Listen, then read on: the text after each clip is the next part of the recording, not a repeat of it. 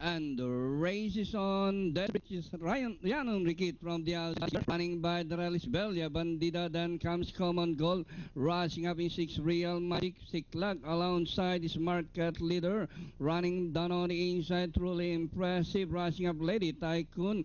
Jawbreaker third last. Ravishing Ravi second last. And Ideal Gauge running in 13th, Bella Bandida, Siklag, Daddy's Girl, and Real Magic moving up by the row. It's Bella Bandida on the outside, Desert Breeze, Real Magic, Daddy's Girl, and on the outside, Siklag, truly impressive.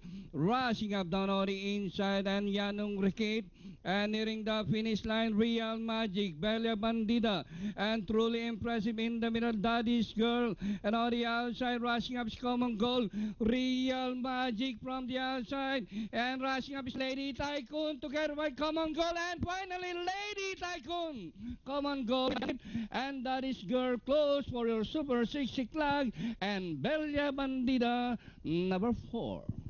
Coming into the home stretch, parang halos nandun pa sa likod yung nanalong Lady Tycoon. Bugaw pa nga ata eh.